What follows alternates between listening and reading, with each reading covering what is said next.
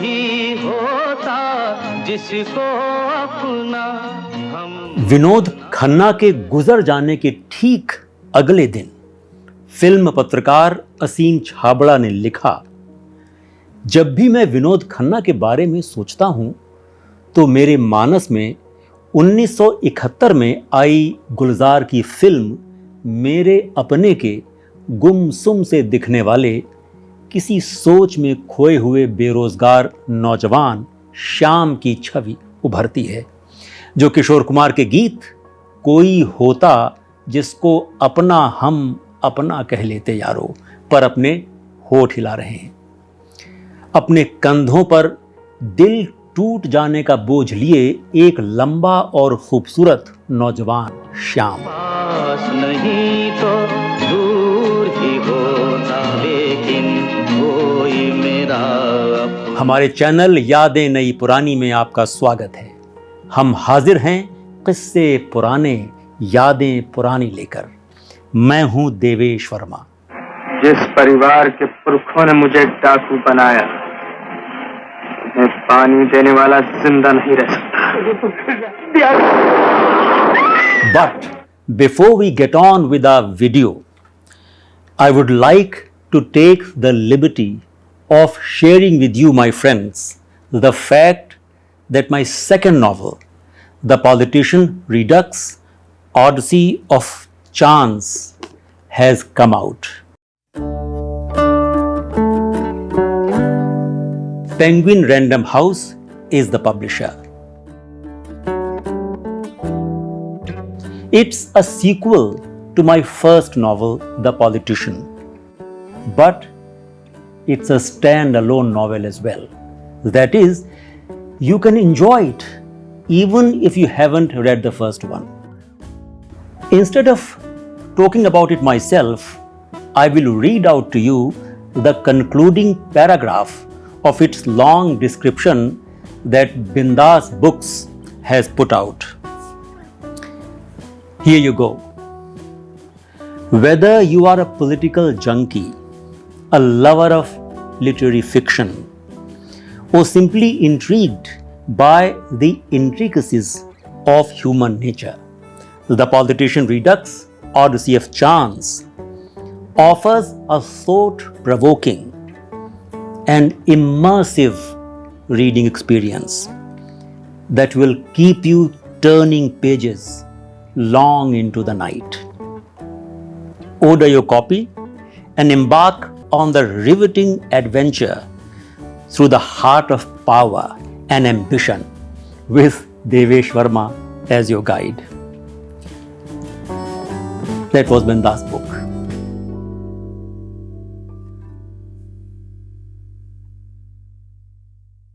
हम तुम्हें चाहते हैं से। विनोद खन्ना को बचपन में क्रिकेट का बहुत शौक था। वे एक बहुत अच्छे खिलाड़ी थे, लेकिन जब उन्हें लगा कि क्रिकेट में वे गुंडप्पा विश्वनाथ या उनके जैसे दूसरे बड़े खिलाड़ियों के स्तर तक नहीं पहुंच पाएंगे, तो उन्होंने क्रिकेट में करियर बनाने का विचार दिल से निकाल दिया। इस बीच फिल्मों में उनकी गहरी रुचि पैदा होने लगी थी, खासकर मुगल आजम और 16वां साल जैसी फिल्में देखने के बाद।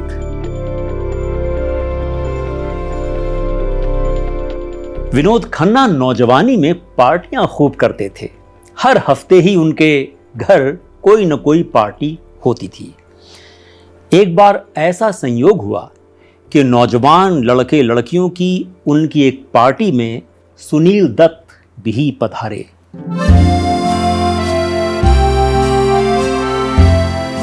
उस समय सुनील दत्त एक फिल्म प्रोड्यूस करने जा रहे थे। इस फिल्म की स्क्रिप्ट तैयार थी, जिसमें 2 हीरो थे।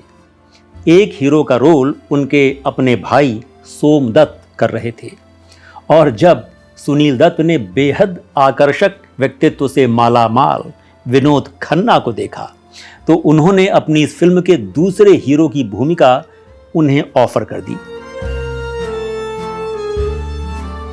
विनोद खन्ना उस समय 18 19 बरस के नौजवान थे और इससे पहले कि इस फिल्म पर काम शुरू हो पाता, उनकी स्क्रिप्ट ही कहीं खो गई, गुम हो गई। सुनील दत्त बेहद परेशान। उन्होंने बहुत कोशिश की कि कोई ऐसी स्क्रिप्ट उनके हाथ लग जाए जिसमें 2 हीरो हों, मगर ऐसी कोई स्क्रिप्ट उन्हें मिल नहीं पाई। फिर जब उन्हें मन का मीत की स्क्रिप्ट मिली तो उन्होंने विनोद खन्ना से कहा कि देखो, इसमें नेगेटिव रोल है थोड़ा सा, मगर मैं चाहता हूं कि तुम इसे जरूर करो। मुझे पूरा विश्वास है कि तुम इसमें एक नेगेटिव किरदार बनकर नहीं रह जाओगे। सुनील दत्त की बात सही सिद्ध हुई। बड़ी संदिल हूँ, ऐसी भी मुझसे नफरत क्या? लेकिन तुम्हें से कौन सी बात है जिससे मोहब्बत की जा सके? क्यों? क्या कमी है मुझ में? जो कहते हो सच कहते हो, लेकिन हीरो नहीं बन सकते। हाँ, विलन बनने की कोशिश करना। मन का मीत में काम करने के बाद विनोद खन्ना को बड़े अच्छे रोल मिले। मेरा गांव मेरा देश तो उनकी भारी भरकम हिट फिल्म थी, जिसमें उन्होंने जब्बार सिंह नाम के डाकू का रोल किया और ऐसा किया कि फिल्म इंडस्ट्री और फिल्म प्रेमियों के दिलों में अपनी धाक बिठा दी। अदालत में हरिया के खिलाफ गवाही तू ही दे रहा है। सुअर के बच्चे, मुझे मालूम नहीं हरिया हमारा साथी है? मालूम है। पुलिस का दलाल बनकर जो चंबल के बेटों से गद्दारी करता है, उसे गोली मार दी जाती है। मार दिया जाए, छोड़ दिया जाए। उस समय वे हीरो और विलेन दोनों की भूमिकाएं कर लिया करते थे। अकेले हीरो के रूप में उनकी पहली फिल्म थी 1971 में आई हम तुम और वो। तो बातों की मुझको भी तमन्ना, यदि आप हमें आदेश करें तो प्रेम का हम श्री गणेश। और इसके बाद गुलजार की मेरे अपने थी। कोई होता जिसको अपना हम अपना।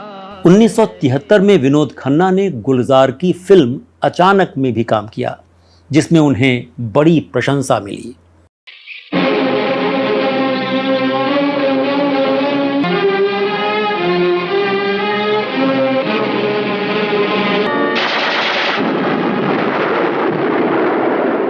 उन्नीस 1974 में उन्होंने इम्तिहान में एक कॉलेज के प्रोफेसर का रोल निभाया और ऐसा निभाया कि इम्तिहान बड़ी हिट हुई।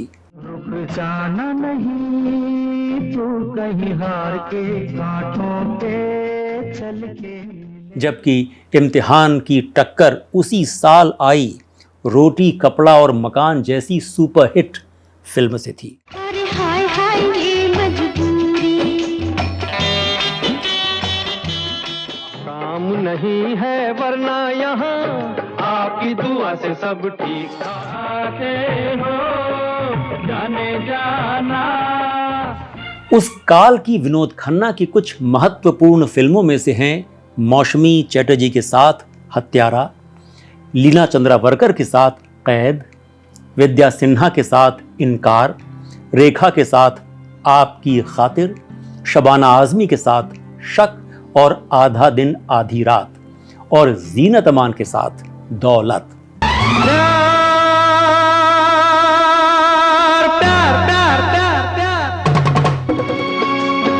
तेरी हर अदा है हंसी, नजर न लगे, मुस्कुराता हुआ गुल खिलाता हुआ मेरा यार। मैंने कहा शट अप यू बास्टर्ड। और कुछ सुनना है? नहीं बस आज के लिए इतना ही काफी है। हाँ?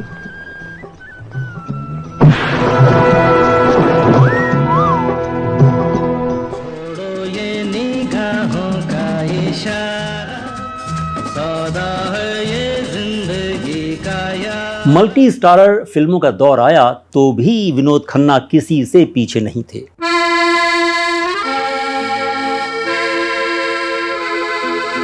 और तब उनका मुकाबला सिर्फ अमिताभ बच्चन से था।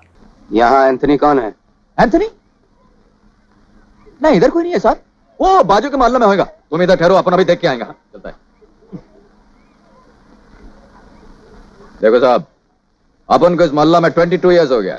अपन एक से एक साहब को पहचानता है, बड़ा से बड़ा साहब को सलाम करता है। तुमको भी सलाम किया, वनाजुन तलक अपन को कोई ऐसे नहीं पकड़ा। तुम फर्स्ट एंड लास्ट आदमी है। दोनों ने कई सुपरहिट फिल्मों में साथ काम किया। दोनों के बीच बड़े मधुर संबंध थे, लेकिन दोनों ही स्क्रिप्ट में अपने किरदार को लेकर बहुत सचेत रहते थे। किसी को कम या ज्यादा रोल तो नहीं मिल रहा। दोनों के बीच जिस राइवलरी या प्रतिद्वंद्विता की बात होती थी, वो सब मीडिया का करा कराया था। प्रेमी प्रेम करना जाने, कहे न दिल की बात, सदा चुप रहना जाने। बाद में विनोद खन्ना ने महसूस किया कि उनके साथ गेम खेला जा रहा है। उनके अंदर कभी ये महत्वाकांक्षा नहीं थी कि सबको पछाड़कर सबसे ऊपर पहुंच जाएं। उनका कोई कैंप नहीं था। माहौल कुछ ऐसा था कि जिसका कोई नहीं उसका विनोद खन्ना, जबकि दूसरे अभिनेताओं के गुट होते थे, निर्माताओं, निर्देशकों और अभिनेताओं के गुट। मुस्कुराता हुआ गुल खिलाता हुआ मेरा यार, मेरा यार, मेरा यार। हाँ, विनोद खन्ना अपना हिस्सा जरूर मांगते थे। इससे मतलब नहीं कि कौन निर्माता है या कौन निर्देशक।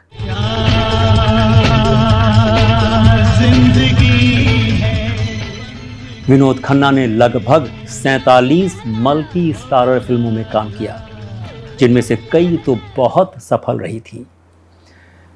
कामयाबी को लेकर विनोद खन्ना कभी पागल नहीं थे।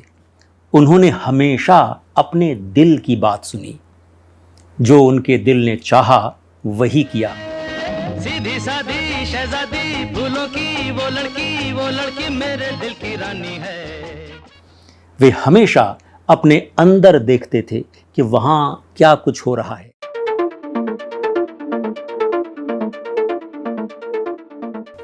फिर उन्हें इस बात का तीखा बोध हुआ कि उनके पास सब कुछ है, मगर उनके अंदर कुछ अलग, यानी तात्कालिक सुख सुविधाओं और महत्वाकांक्षाओं से ऊपर उठकर कुछ करने की चाह थी, भीषण चाह।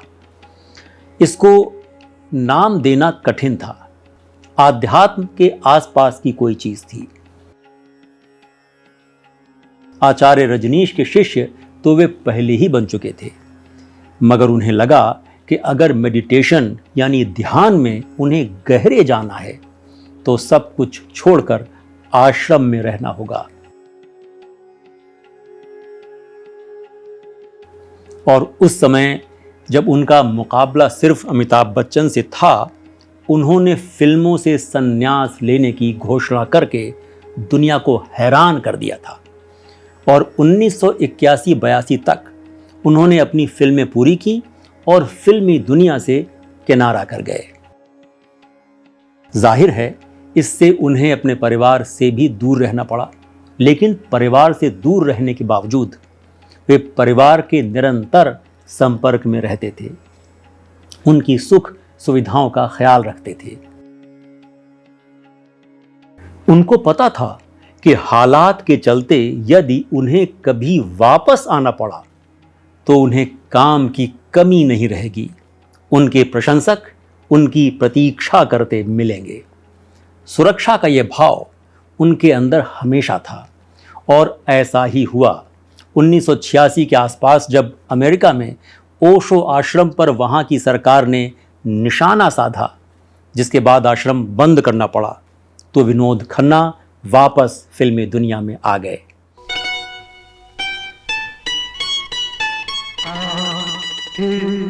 तुमसे प्यार आया है, तू मुझे सुना, मैं तुझे सुनाऊं अपनी प्रेम कहानी। और आते ही सफल फिल्मों की झड़ी लगा दी।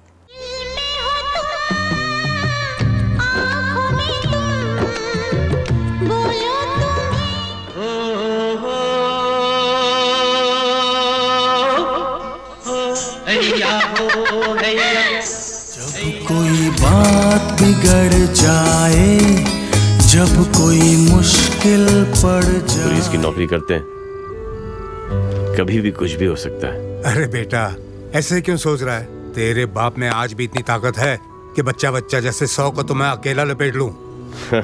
पापा कुछ ज्यादा नहीं कह दिए? अब जो बोल दिए तो ठीक है, कुछ बच गए तो एक आध से तू निपट लेना। ठाकुर विक्रम सिंह के कदम जिन राहों पर चल पड़े हैं, उन राहों पर घर जैसी कोई चीज नहीं। उसकी जिंदगी एक तूफानी नदी है जो दनदनाती हुई एक गहरी खाई की तरफ जा रही है। ऐसे राही को भूल जाना ही अच्छा है। 2 अप्रैल 2017 को विनोद खन्ना को इतना भयानक डिहाइड्रेशन हुआ कि उन्हें मुंबई के sir H.N. Reliance foundation hospital and research centre में भर्ती कराना पड़ा। बाद में खुला कि उन्हें कुछ समय से ब्लैडर का कैंसर था जो काफी आगे बढ़ चुका था और नाकाबिले इलाज था। आखिर 27 अप्रैल 2017 को विनोद खन्ना हमारे बीच नहीं रहे।